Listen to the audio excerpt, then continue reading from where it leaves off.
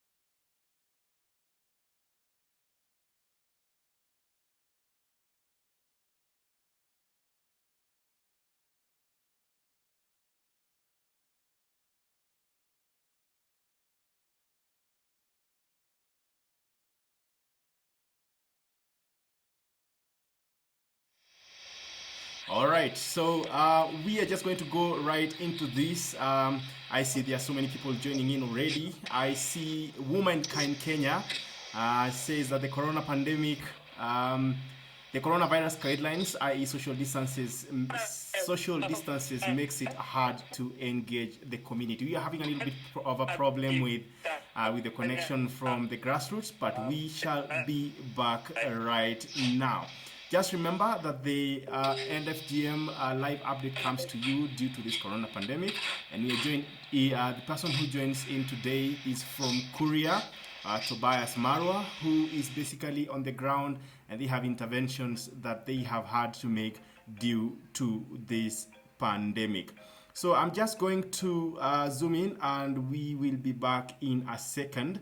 But before then, please feel free, leave a comment, and they will be reflected here. I see Kay, Beth, Karibu Sana Kay, and I also see Womankind Kenya who commented, and I hope that you guys will be able to link in much more. Let me know where you're watching from, and we will be very glad to share them everywhere. So you can leave a comment on Facebook, leave a comment on Twitter, and also leave a comment on YouTube, and it will just reflect on that screen as you can see. Karibu sana, and let's do this.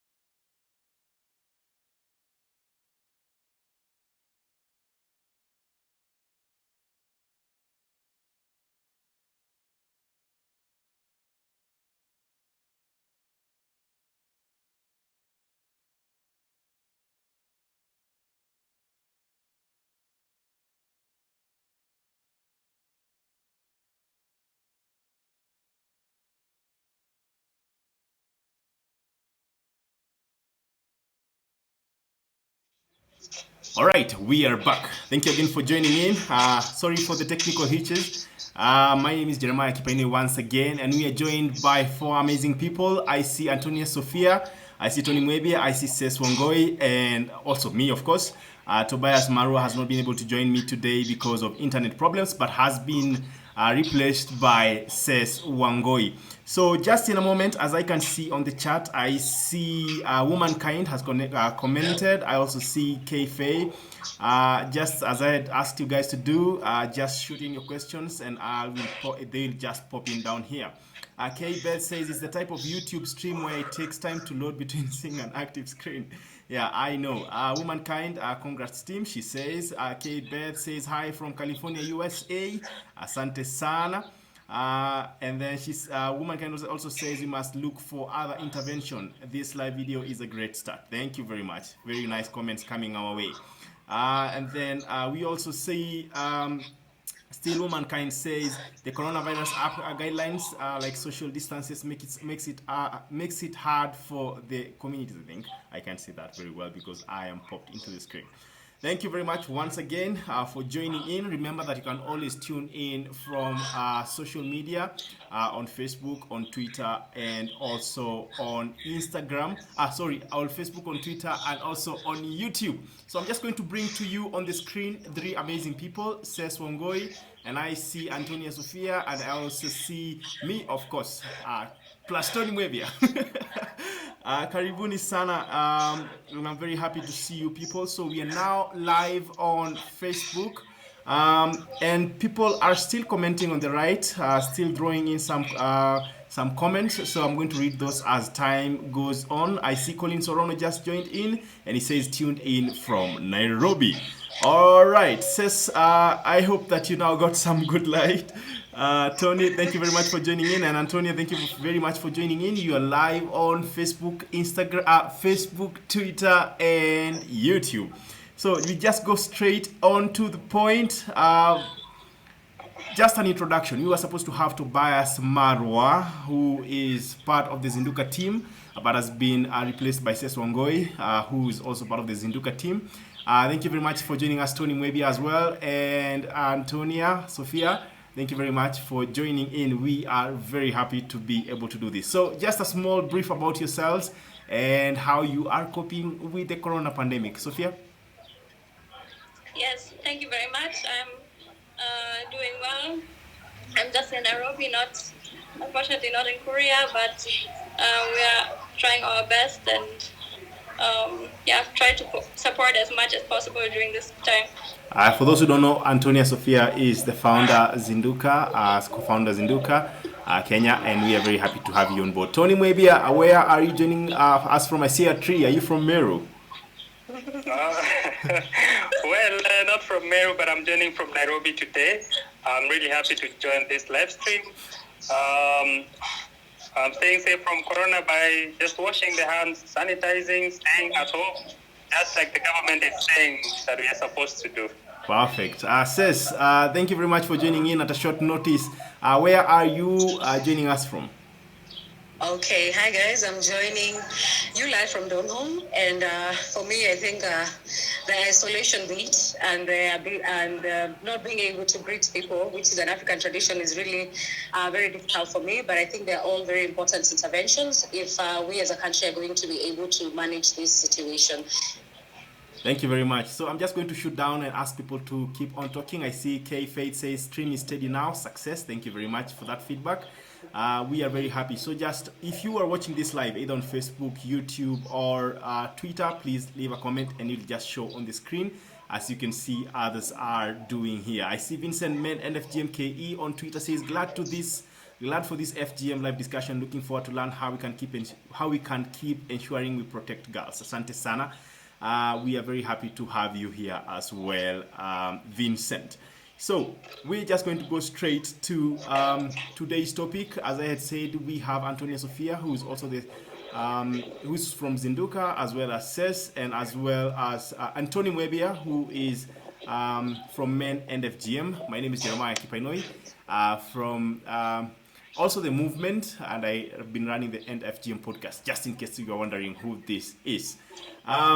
So, Tony Mwebia, There are so many things that are happening right now all over Kenya, and there are so many interventions people are having.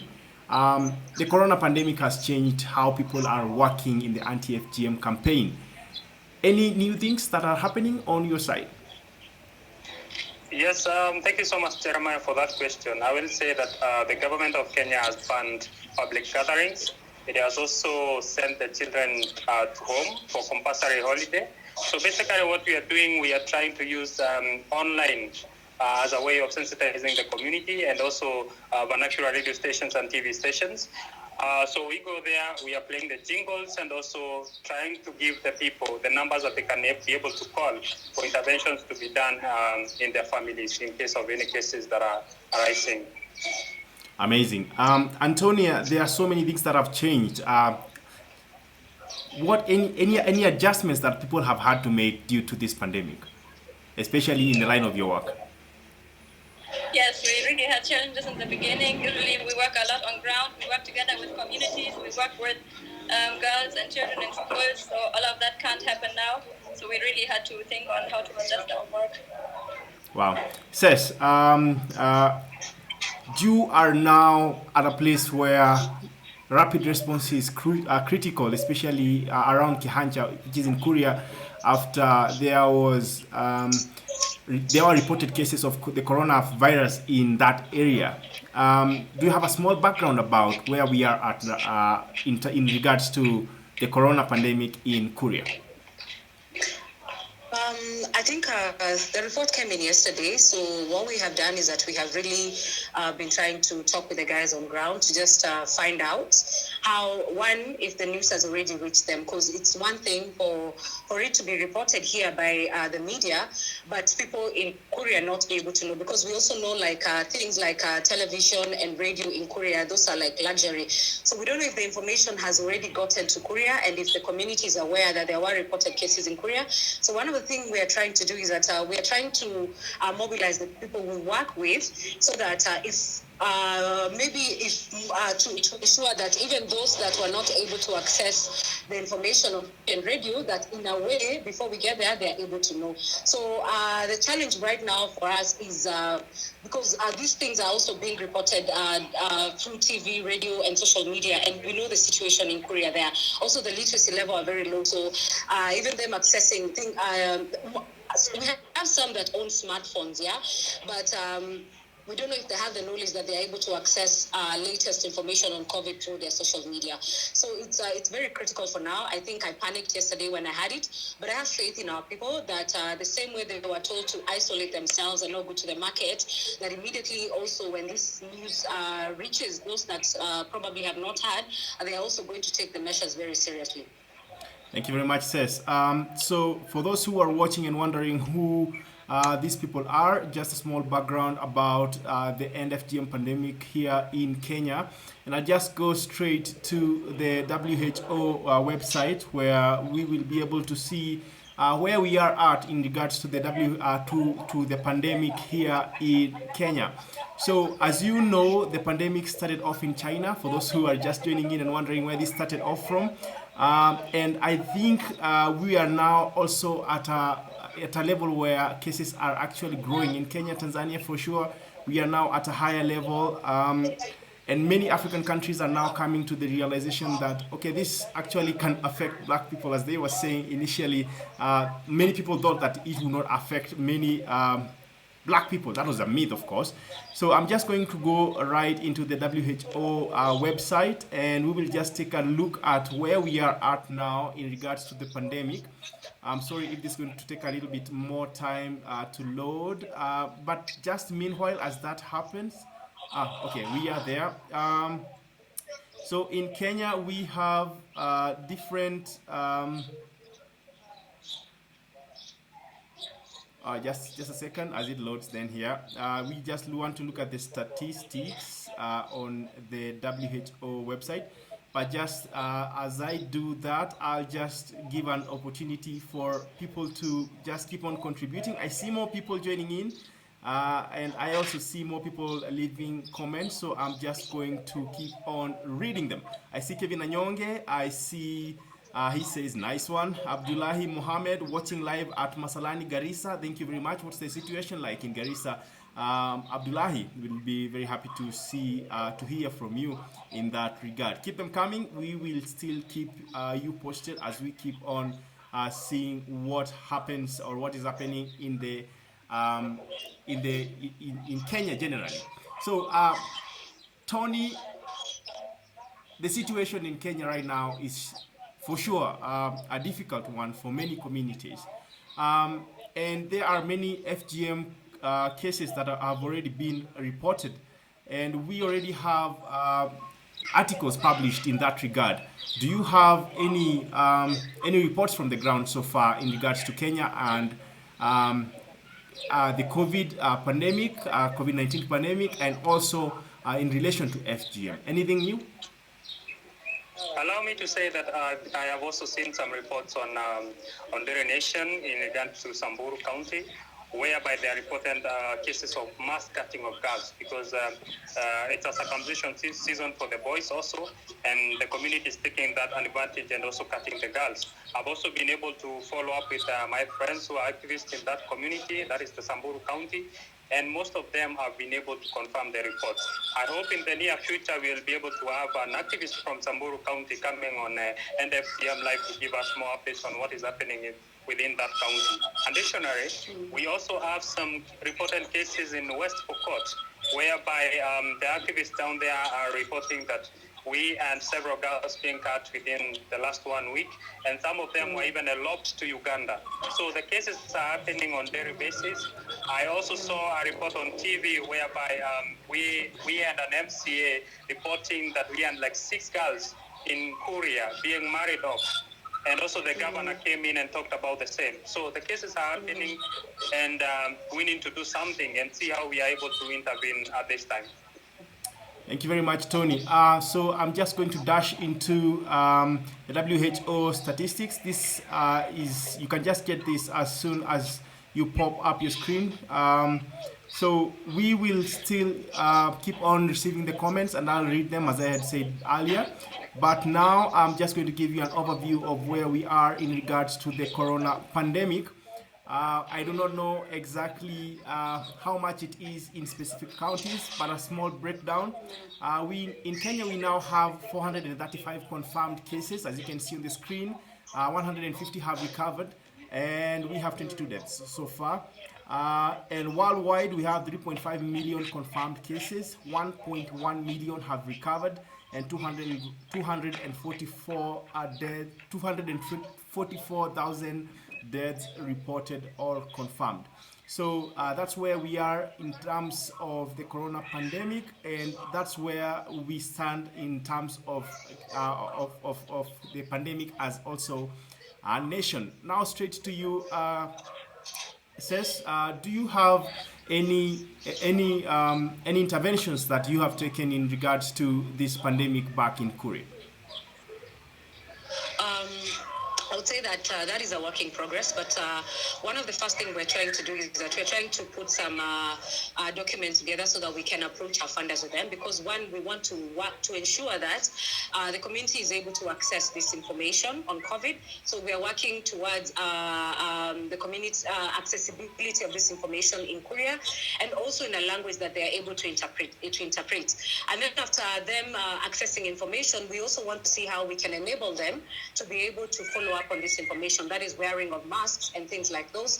And we are also trying to see, because we know like most the market in Korea has been closed. So I think the cases you're also hearing of girls being married off, it could be cases of parents who are giving away their girls because they are afraid that if they keep them in the house, they might die of hunger. So also probably they're not doing it out of maybe ignorance, so they don't know the consequences of early marriage, but they are just doing it to just be able to save their kids from starving. So another thing we're going to try to do is that, one, as much as we also want to make the information accessible, is that we are also ensuring that their stomachs are also full, especially for those that are not able to go to the market, because we've been receiving a lot of calls from community members asking us to buy them food stuff. So it's an issue. So accessibility to information, the community being able to internalize this information and follow it up.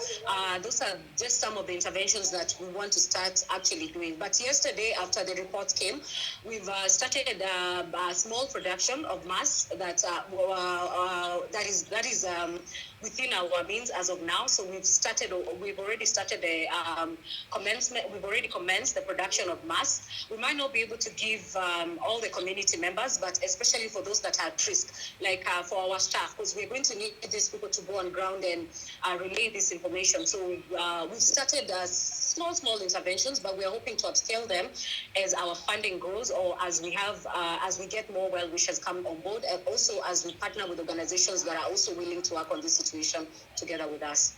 Amazing. Thank you very much. I see Abdulhai Mohammed joining us from Garissa says, the situation in Garissa is mild. People are not observing social distancing. Also, Masai from the internet, that's what he says. He says, the good way to go, that's from YouTube.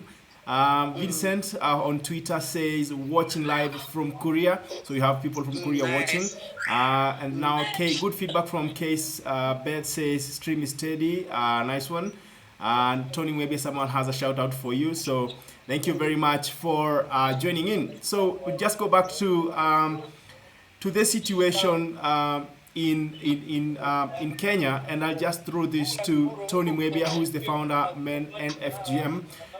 Many men are now at home much more with their families and girls, and we are still having a situation where now that schools are closed and the government authorities are much more concentrating in either trying to control the pandemic or just trying to keep themselves safe as individuals. Many girls are at risk now that there are many who are not allowed actually to leave their homes due to the pandemic. Any recommendations for any people working within the NFGM campaign in Kenya?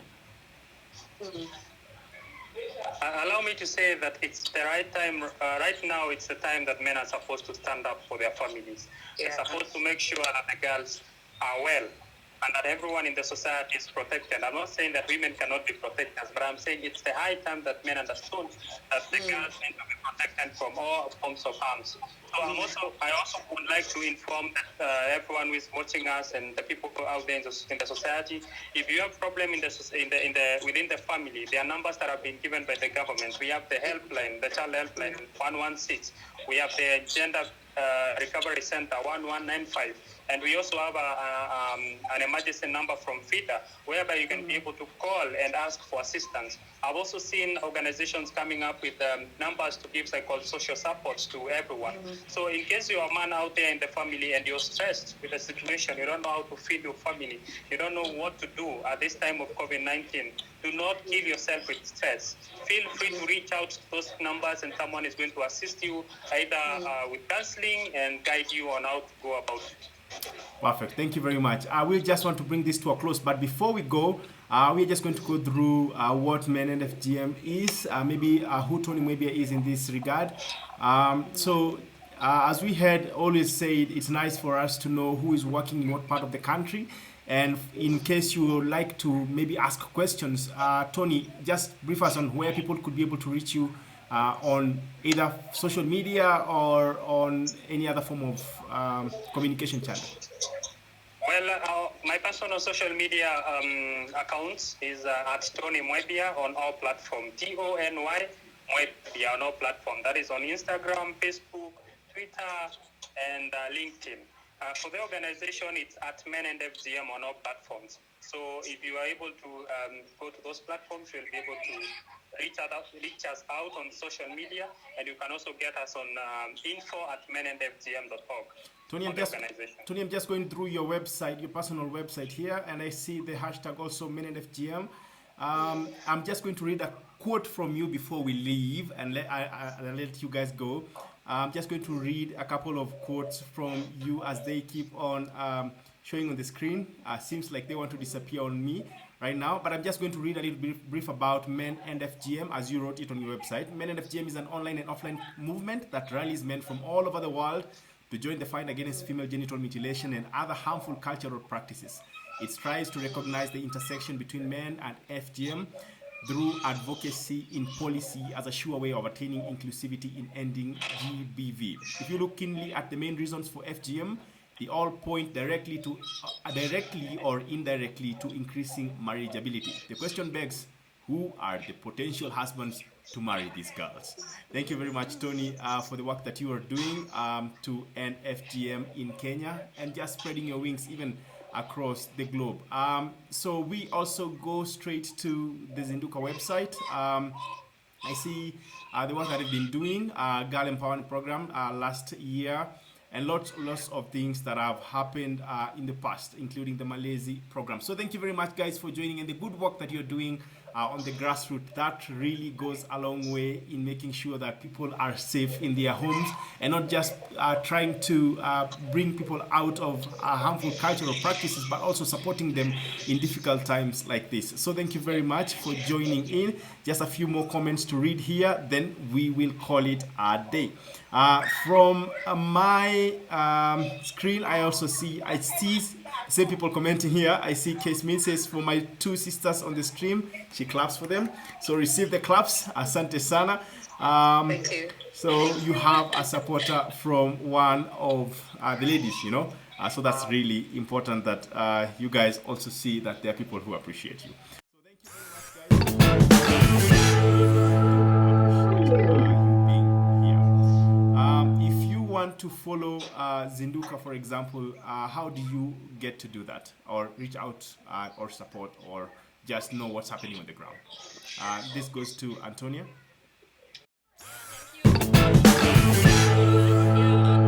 Facebook, on Twitter, on Instagram, and we have a website.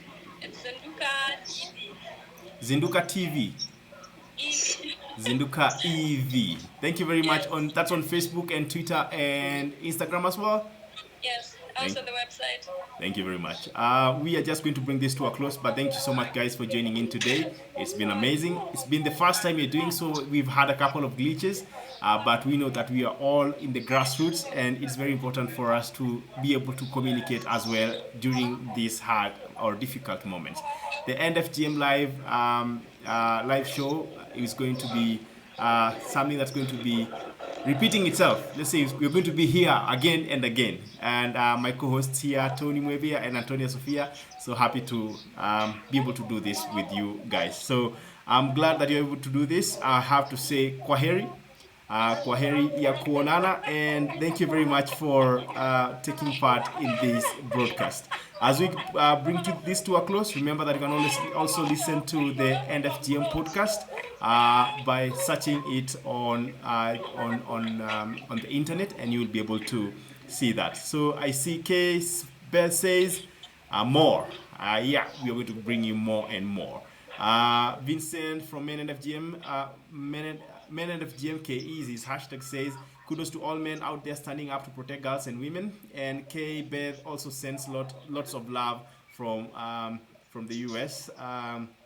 Abdullah says, since the illiteracy rate is high and all the guideline sets are not favorable, how can we save our girls? Weblen Sonyanga says, the smiles, good job. So thank you very much for joining in. We are very happy to be able to do this, and I really do hope that this is going to continue and you guys are going to support us, because we really want to do good and we have to start somewhere. Asanteni sana, and it's about time we say kwaheri. For those who do not understand kwaheri, it is goodbye. Thank you very much, and may God bless you all.